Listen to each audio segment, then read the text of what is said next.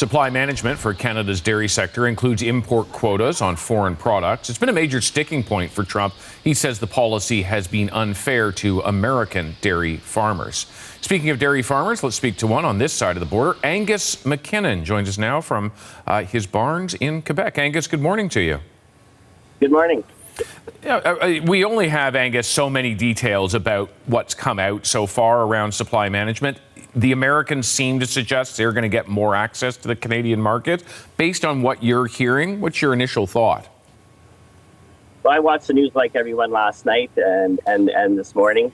So far, it's encouraging for the dairy industry in Canada. Of course, the devil's in the detail. We'll get more information on that in the next 48 and 72 hours. But there is a sense of relief, I believe, compared to the rhetoric that was coming out of Washington a week, 10 days ago. What would be the issue if American dairy was crossing the border in larger quantities than it does right now? Their cost of production is much lower than ours, and we're still threatened by their surplus milk. Keep in mind, the state of Wisconsin produces as much milk as the country of Canada. So we would feel certainly disadvantaged just by the sheer volume of which they could want to ship up here. And it's our livelihood that's at stake.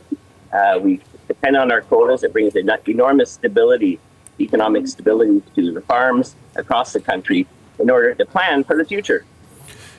Perhaps you can explain, because this is an incredibly complex system, but can you explain, it's in the simplest term, the idea of quotas, how that impacts the amount of milk that you produce, that other producers create for the market, and how that is controlled?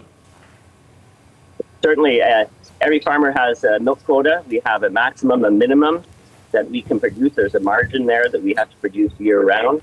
And as long as we stay within those margins, we are producing our quota. Because we have to keep in mind that we are producing for the Canadian market, basically the Canadian market only. We don't overproduce large surplus dump on the world market. We take care of our Canadian consumers first.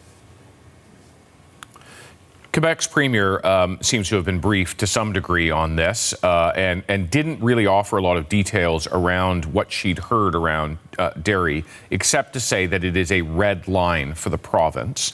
Do you feel encouraged when you hear that kind of political support? We have been encouraged by the provincial and federal negotiators and representatives of the country as the support they've had for the dairy industry. We gave up 4% of market share to the U.S. at the last USMCA negotiations. The government came out and said, no more concessions on quota. We have to keep our dairy sector viable and moving forward. There's going to be enormous change in the Canadian dairy market in the next 5, 6, 7 years. There's going to be a big turnover just because of the age of farmers these days. And we have to make room for the young people coming in. I'm in the process of building a dairy facility with my daughter and her husband. We have to plan for the future. It's an enormous amount of money to put out of capital to ensure the future for the young generation coming in.